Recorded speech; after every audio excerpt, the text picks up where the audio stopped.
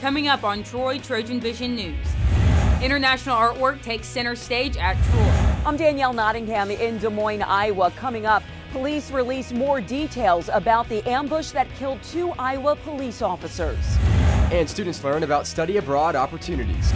Plus, history is made as the Cubs win the World Series. That story and more coming up. Stay tuned. Troy TrojanVision News starts right now. From the High Definition Production Center of Troy University's Broadcast and Digital Network at Troy, Alabama's International University. This is Troy TrojanVision News. Hello and welcome to Troy TrojanVision News for November 3rd, 2016. I'm Sarah Singletary. And I'm Ryan Renfro. Thank you for joining us this evening. After months of renovation and construction, Troy University has a new home for the arts as university officials finally got to show off the new Janice Hawkins Cultural Arts Park and International Arts Center in ceremony this morning. Samantha Charles gives us a look. It began as an idea from 10,000 miles away. When Hu Baozu, our good friend from China, came here, and as we mentioned, he's a world-famous sculptor, my husband asked me to tour him, and I brought him here hoping that he would catch my vision and pass it along, because at the time it wasn't a reality. Well, first of all, he told me to tear the building down, and I said, oh, I don't think we can do that, and it's not the right thing to do, but he said this needed to be the cultural center of the university. Behind me are just a few of the 200 terracotta warriors here at the Cultural Arts Park, which Hawkins says is the largest display of warriors outside of China. Xi'an, China. We thought that. We've since checked it out, and it's known as the 8th wonder of the world. From the outside looking in, you see terracotta warriors, but from the inside looking out, there is so much more. The most comprehensive collection is from Noll Hollis, who's from Troy, and after whom we've named one of the galleries, and his work is known worldwide. The other gallery is named after Hu Baozu, and he's, of course, our friend from Xi'an, China. And that gallery will house some of his work, but it'll also be for student exhibit. It'll be for, and the current exhibit, of course, is from artists who've been associated with Troy for the last half century or longer. And so it'll be a spectacular place, a beautiful place, so where people can come, both students and from the community, and enjoy some of the world's most beautiful art. With the help of designer Frank Marquette, you can now visit the exhibit, which is located between the Troy University Chancellor's Home and McKinley Drive. Samantha Charles, Troy TrojanVision News. There will be an official dedication ceremony for the park tomorrow at 4 p.m. The event will be in the park's amphitheater and is open to the public. While the new International Arts Center is home to works of art from around the world, some of that global art comes from a man, though currently based in France, got his start right here in Troy. The Violetta Pack Stub is one of the largest pieces of art by world-renowned artist and Troy native, Noll, and it now has a new home at Troy's International Arts Center. The dove, originally commissioned by the Pope, is a Noll original that he says found its home in the same place he originally called his home.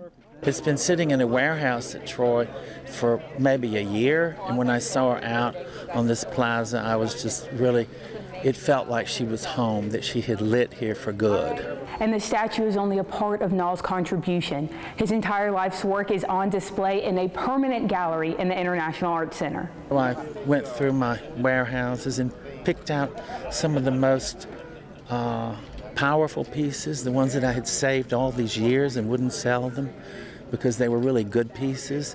And I usually don't sell the best pieces. I cubby hold those back for an occasion like today.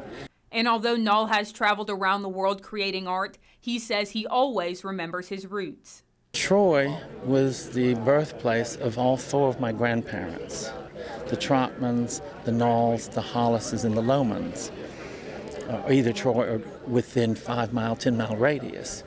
So this is all that I really knew as far as heritage. The Noll Gallery is one of 2 main gallery spaces in the new Arts Center. The new International Arts Center is filled with artwork from all over the world, but there is one piece produced by a local artist that displays the international artistic sides of the university. Joshua Lee gives us a look. One of the first pieces of art visitors will see upon entering the new International Arts Center is a piece called Troy, a portrait of a university by artist Ilana Hagler. The work was unveiled Thursday morning and hangs in the main hall of the center. The piece was executed by Hagler based on inspiration from First Lady Janice Hawkins. I was glad to have this opportunity. Mrs. Hawkins was really wonderful to work with, and getting to apply my vision to her initial concept was both a challenge and a real pleasure. And absolutely, I worked on it for a very long time, for 6 months, starting from the initial drawing sketches, working out the composition, and then going ahead and planning the actual painting. The piece features elements of the original plans for Troy University combined with current features of the campus. Hagler said she did some extensive research into what would end up on the canvas. As part of my research for this painting, I was also given a very old book about the history of the university from way back in its inception by Dr. Hawkins, and that was interesting for me to read. And then I also spent some time lurking around campus, incognito, just like walking through unknown paths and discovering strange little places and beautiful nooks. And that was a lot of fun for me as I was deciding, well, which architectural elements am I actually going to include in this? However, in addition to buildings, Hagler wanted to include student elements that display Troy's international side. And I think one of my favorite parts was actually gathering the international students together. And they stood around and they talked, and I positioned them here and there and just let them do their thing, and took photographs of them when they did it, and then I incorporated them into the final composition to show how much Troy values being an international students and their presence here on campus. Joshua Lee, Troy, TrojanVision News. There is more local art to see in the center's Hubao Zoo Gallery. The Heritage exhibition featuring the work of past art professors at Troy will be on display in the gallery following a ribbon cutting at 10 a.m. on Saturday.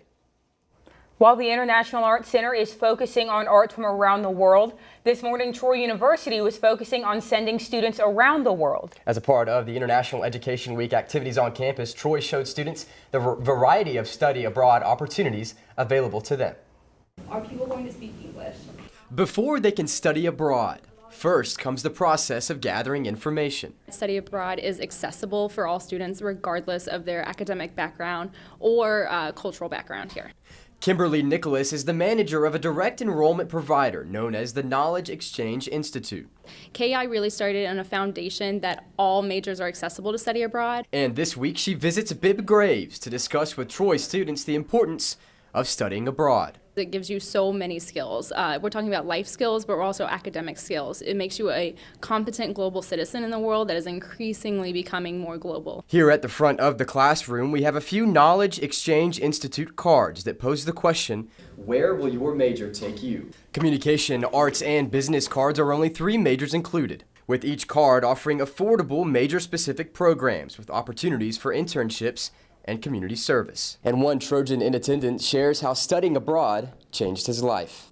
It opened my eyes and it allowed me to see that I can actually become someone more than what I've seen in my life. And it changed my whole world. Students looking to take their next step towards studying abroad can visit room 37 in Hawkins Hall. The next International Education Week activity will be the annual ISCO Festival tonight at 6 in the Trojan Center ballrooms. Now for news from across the nation and around the world on Troy TrojanVision News. The man accused of gunning down 2 police officers in their patrol cars in Iowa remains hospitalized. Police plan to charge Scott Michael Green. They say the suspect had previous run-ins with the law, including an incident a couple weeks ago. Danielle Nottingham reports from Des Moines, where police just held a news conference. Police in Iowa say they found evidence tying Scott Michael Green to the killings of 2 police officers. We did find a gun. We do believe it was probably the firearm used in the attacks. Investigators say Green ambushed Urbandale officer Justin Martin and Des Moines Sergeant Anthony Baminio overnight Wednesday in their patrol cars. The killings happened about 20 minutes apart, less than 2 miles from each other. Green turned himself in hours later and was taken to the hospital after saying he felt sick. Green was well known to police in the area. I escorted you outside the stadium, sir. You grabbed me. Green recorded this video about 2 weeks ago, showing police escorting him from a high school football game. Witnesses say he had waved a Confederate flag at a group of black spectators during the national anthem. Published reports also say Green recently had a fight with his mother, whom he had been living with, resulting in domestic abuse charges against her. 24-year-old Martin joined the Urbandale police force last year. The 38-year-old Beminio had been with the Des Moines Police Department since 2005. Nobody deserved this. Tony and Justin did not deserve this. Outside the Urbandale Police Department, flowers, flags, and balloons pay tribute to the fallen officers. Danielle Nottingham, CBS News, Des Moines, Iowa. The party on Chicago's north side started long before Game 7 and went on well into the morning. The Cubs won their last World Series in October of 1908. Dean Reynolds reports from Chicago's Wrigley Field. Across Chicago,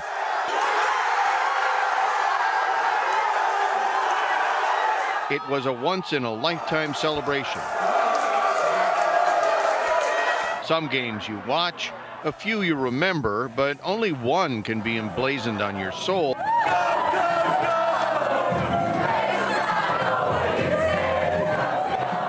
And for Cub fans, this was such a game. It's not easy being a Cubs fan, but this makes it all worth it. The longest drought in the history of American sports is over, and the celebration begins.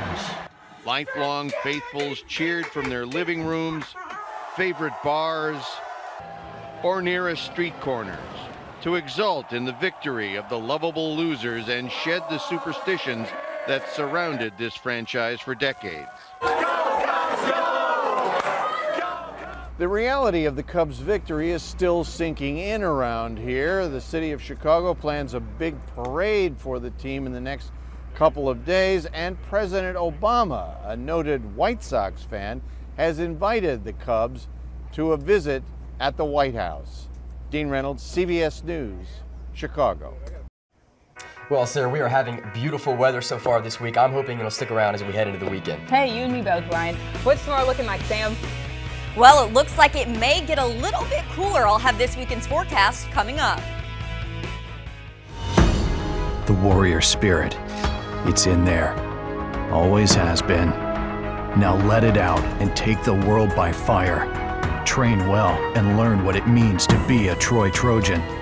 Walk with confidence, conquer, claim territory, and climb ladders. Know that you have the power to stand alone, but the comfort of knowing that you'll never have to. Discover your inner warrior. Find it at troy.edu/spirit.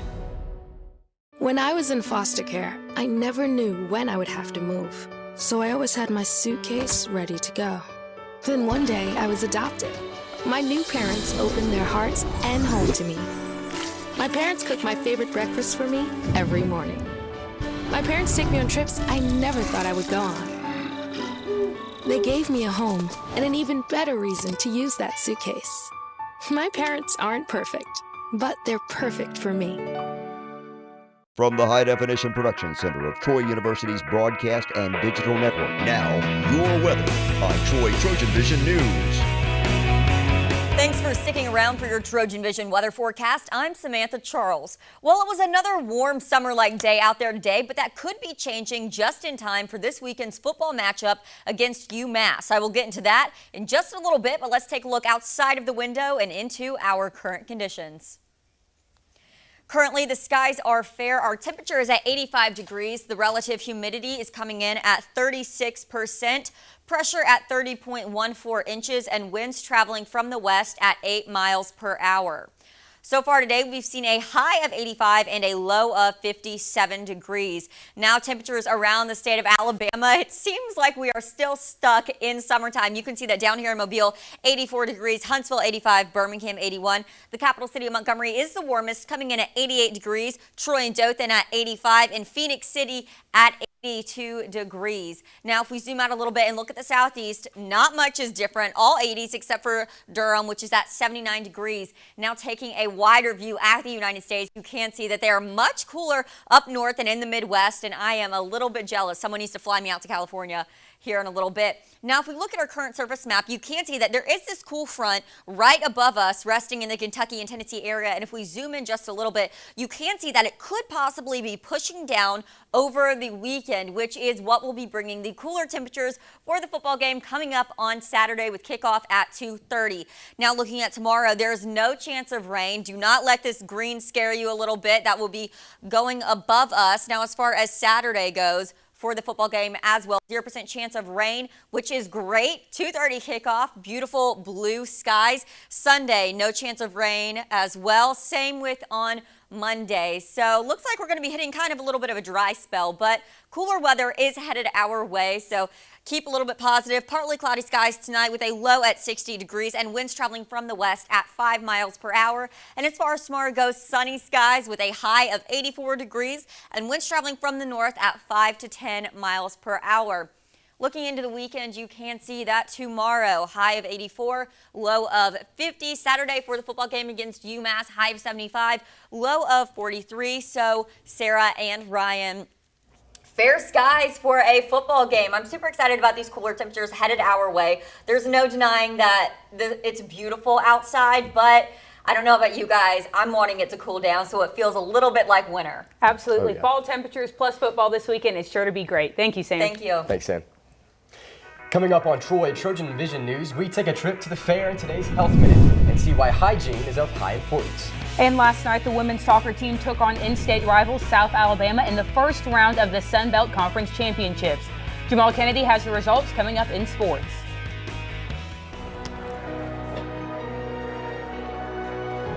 This is Dr. Jack Hawkins. He's the chancellor of Troy University and a veteran. One of his proudest achievements is serving those who serve and helping active duty military and veterans complete degrees that will build great careers. That's the warrior spirit, and it's alive and well at Troy University. Feel it at troy.edu/spirit.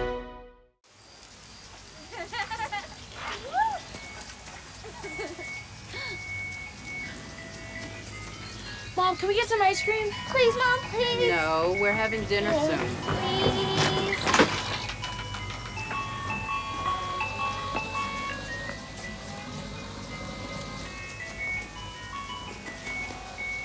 You don't have to be perfect to be a perfect parent.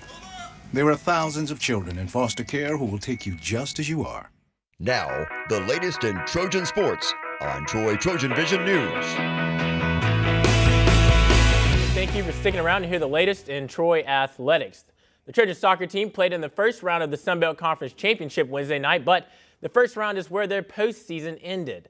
The 8th-seeded Troy women's soccer team fell to number 1 South Alabama 1-0 in the opening round of the Sun Belt Conference Championships. The last 10 meetings between the schools have been decided by just 1 goal.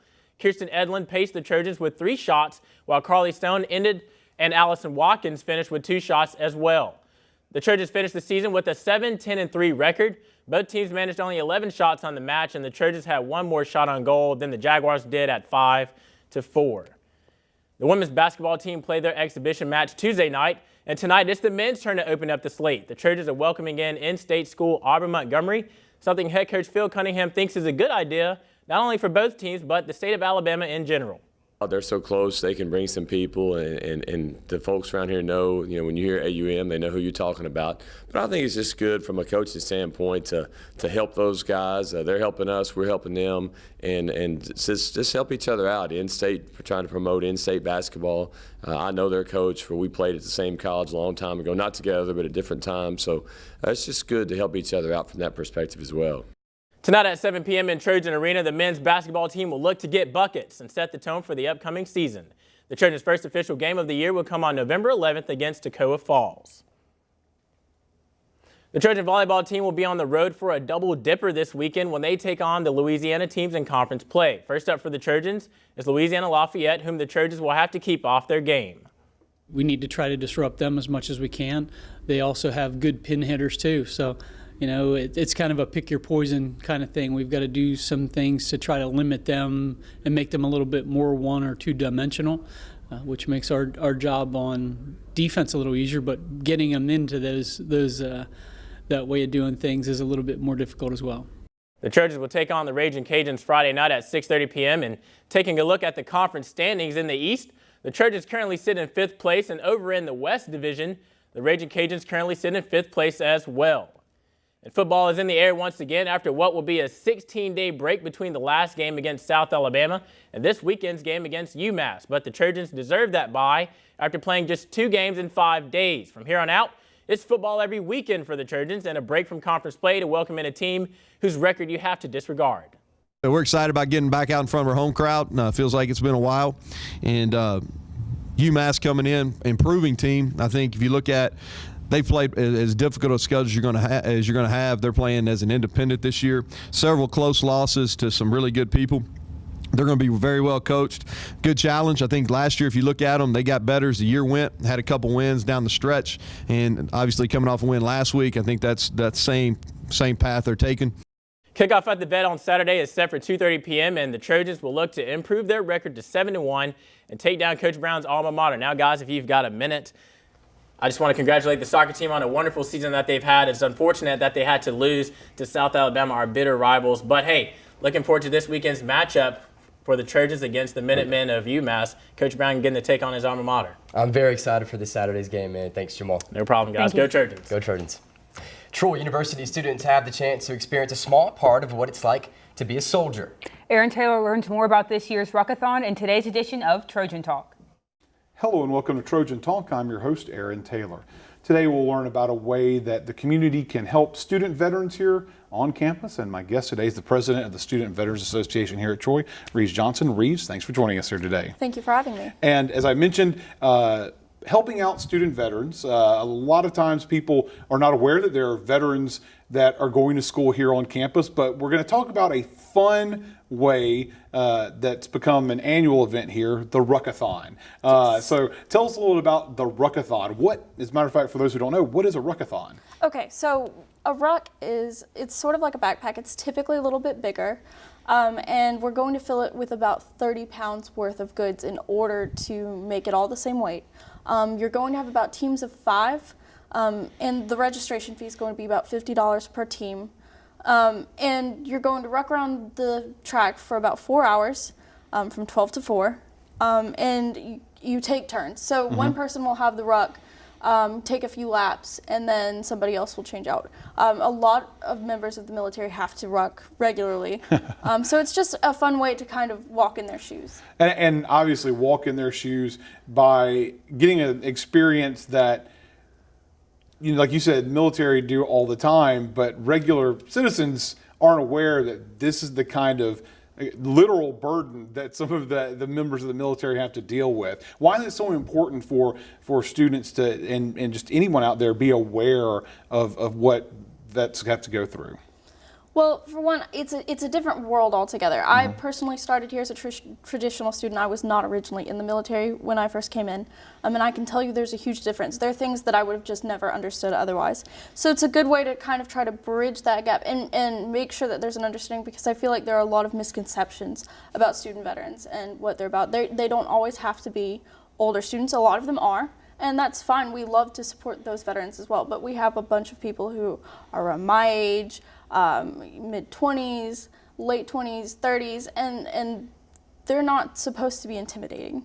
It's a good way to allow them to see more of what our student veteran body is about. And they get to do this, and like I said, it's a fun way. It's almost like, you know, there's a lot of walks out there for charities and things of that sort, but this adds a new spin to that by incorporating the ruck to it. And so talk a little bit about, I guess, about what it takes to get a team together, and how can a team participate and get their team together and sign up for this? Okay, so you need 5 members. We've asked a lot of Greek organizations to make teams, and we have gotten a few who've been interested. If you can just get 4 other people together, and you can come by our troop center at the Trojan Center is room 122 next to Rico, or the Dollar Movie Night stand. the stand out there where you buy the tickets is right across from that for the students. So if they can come by there and give us a check made out to the SVA for $50, they're more than welcome to come ruck. And even if they don't want to ruck, they can come observe. We love having people come out there. And now, we hadn't touched on this, is there a competitive aspect to this as well? Is there like a prize for the best rucking team out there? We actually have a lot of prizes this year from various businesses who were kind enough to donate to us, and we will have their sponsorship list out there. There will be lots of prizes we're going to give them for teams. And there is a bit of competition. I know for a fact we've got 3 teams from the Army ROTC, and I know they're going to compete against each other to see who can do it the fastest, and I'm sure Air Force ROTC will as well. Hopefully everybody gets competitive. It's part of the military spirit, as well as camaraderie. And of course, if anyone, they don't make a team, but they still want to help out or participate, folks can come out and spectate, and there's going to be some other activities and things like that out there at the event as well, right? Yes, absolutely. I would love for them to come see and get involved and see what we're about. I feel like a lot of misconception is that we're simply a counseling center, and we're not. We're supposed to be a place for student veterans to find themselves in college and allow themselves to become successful students and go beyond that. And a lot of that is finding friends, finding somebody to lean on, finding a way to get involved. And you don't have to be a veteran to get involved. You can be a student to be part of the SVA. You can be just a regular civilian, somebody who wants to help the troops. And of course, and that's all part of being a part of the Ruckathon, but also taking advantage of the Troy for Troops Center. So if there's a student veteran out there who's watching this and is thinking, hey, I want to seek out some help here, they can go to the Troy for Troops Center and find more about this organization, correct? So of course, the Troy for Troops Center isn't simply the SVA. We also have the Salute Veteran Honor Society, and that's a great thing to put on your resume. But on top of that, there are people there from all walks of life. You don't have to be a veteran either. You could be a dependent, a contracted ROTC cadet. Okay. So it's anyone military affiliated who is using benefits of some sort. All right. Well, for the Ruckathon, when and where is the Ruckathon when folks want to participate in this? Okay. The Ruckathon is November 11th from 12 to 4:30. 12 to 4:30 on Veterans Day. Yes. Out at the track. Yes. And an opportunity to have a little fun and help bring some awareness to veterans here on campus. Good luck with this year's event, and thank you for joining us. And thank you for joining us on today's edition of Trojan Talk. A day at the State Fair is supposed to be all about carnival rides, cotton candy, and maybe checking out the animals in the exhibition pens. But CDC researchers say you need to be careful at the fair and pay attention to hygiene, especially if you plan to visit the animals. Kim Hutcherson explains in today's Health Minute. More than a dozen children came down with swine flu after visiting the pig barns at state fairs. That's according to a report from the CDC. 18 people, 16 of them children, were infected with a type of swine flu not seen before in humans. All of them reported some kind of exposure to pigs at agricultural fairs. 13 said they'd either handled or touched the animals. 1 reported indirect contact, but 4 said they'd simply passed through the exhibit. All of the patients are now fully recovered, and researchers say they've seen no evidence of person-to-person transmission. But they warn that fair organizers should take steps to prevent infections in humans, including having a vet on hand, installing hand-washing stations around the swine exhibit, and limiting the time pigs are at the fairground to 3 days. After petting an animal, children should not be allowed to eat until after they've washed their hands or at least used hand sanitizers. All visitors should avoid putting their hands on their faces or in their mouths while at the fair. Most importantly, experts say everyone 6 months and older should get a yearly flu shot. For today's Health Minute, I'm Kim Hutcherson. Well, we are just about out of time, but before we go, let's get another look at our weather. Yes, Samantha, what can we expect throughout the day for tomorrow? Well, guys, pretty much the same as it was today. Let's take a look at 8 a.m. on your way to class. We've got 64 degrees, so pretty chilly out there in the morning. 11 a.m. around lunchtime, 76 degrees. 2 p.m., 82, and 5 p.m. is at 79 degrees, so pretty much the same as it was today. You can see that it is cooling down a little bit. We're not in those high 80s anymore, so cooler weather is going to be headed our way, and hey, maybe soon we'll be feeling those winter temperatures. That's your conditions for tomorrow. Now back to you guys at the news desk. That's all the time we have for Troy Trojan Vision News. For all of us here at Trojan Vision, thanks for joining us. Remember to follow us on Twitter at Troy TV News. Or like our Troy Trojan Vision News fan page on Facebook to see links to online content from Troy Trojan Vision News. Tune in again tomorrow night for more news, sports, and weather. Have a good night.